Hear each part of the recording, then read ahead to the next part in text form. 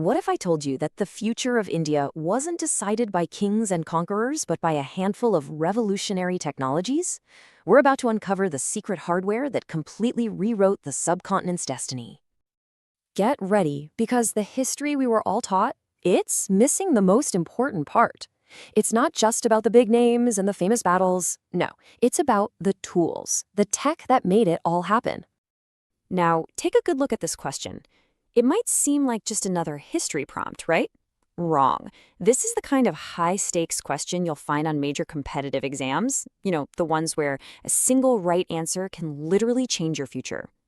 So, forget everything you've memorized from those dry textbooks. Because today, I'm not just giving you facts. I'm handing you the formula, the step-by-step blueprint to absolutely ace this question and understand how technology blew the doors off medieval India. Ready? Let's dive in. All right, part one of our formula, the battlefield. We're starting here because, honestly, the entire way wars were fought in India was about to be flipped on its head completely. Okay, picture this. Traditional Indian armies were like these powerful but kind of slow-moving tanks. Heavy infantry, massive war elephants, super imposing. But then, the Turco-Afghan rulers came in and just changed the game. They brought in the fighter jets of the medieval world, incredibly fast-mounted archers and cavalry that could strike like lightning. And check out their toolkit. This was the secret sauce. You've got the stirrup, which sounds simple, right? But it meant you could stand up and shoot a bow accurately while riding a horse at full gallop. Game changer. Then, these composite bows, insane power. You've got chainmail for better protection without slowing you down. And for the big finale, massive siege engines and catapults that could just tear down fortress walls. Every single piece was a massive upgrade. So what's the big takeaway from all this new hardware? Well, for the very first time, rulers could build these huge professional standing armies. Armies that weren't just called up for a single battle, but were always ready. And this huge political shift, it was all built on a foundation of military tech. But look, winning on the battlefield is one thing. To really build an empire, you have to project power. You have to inspire awe. And that brings us to the next critical part of our formula. The Sultanate didn't just conquer territories. They literally built a new world. And their secret weapon for doing that? It might surprise you. It was the true arch. Look, by mastering the arch and the dome, and using new materials like lime mortar, they could suddenly create these enormous, open, breathtaking indoor spaces. Stuff that was just physically impossible before. This one innovation completely changed the skylines of India. But here's the really cool part. This wasn't some foreign blueprint just dropped onto India. Not at all. It was a fusion. Yeah, they brought the ideas, the concepts of arches and domes from Central Asia and Persia. But who actually built it? They used local Indian materials and, most importantly, the incredible, world-class skill of Indian artisans. It was a team-up. And what you get from that team-up is this brand new, stunningly beautiful style, Indo-Islamic architecture. Just think about the Qutb Minar. It's not just a tall tower, right? It's a symbol, frozen in stone, of this incredible cultural fusion. It's a legacy that enriched India's heritage for centuries to come. Okay, so you've got these unbeatable armies and these jaw-dropping cities. Awesome. But all of it, runs on one simple thing, food. Which leads us to the next absolutely crucial piece of our formula. So the big question is, how on earth do they feed these massive new armies and these booming cities? You've heard the saying, an army marches on its stomach, right? Well, an empire is no different. And the answer, you guessed it, comes down to another brilliant piece of tech.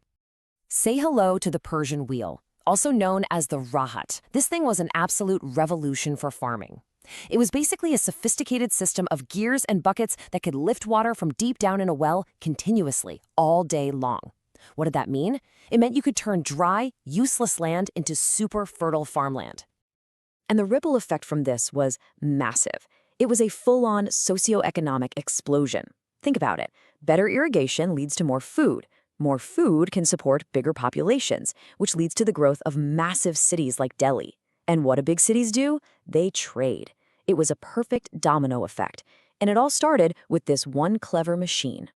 All right, we've talked big picture, armies, cities, agriculture. Now let's zoom in. Let's talk about the very fabric of society.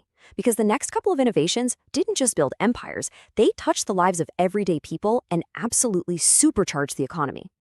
Now, this might look simple, but don't let that fool you.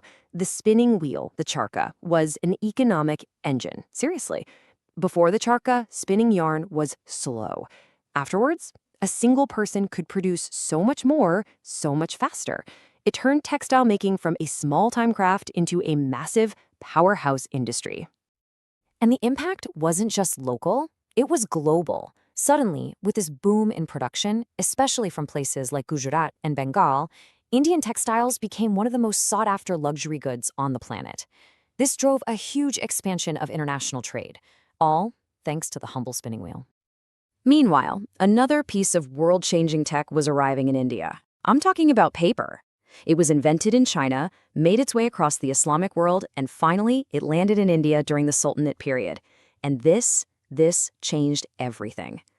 Because paper isn't just for writing down grocery lists or keeping tax records. No way.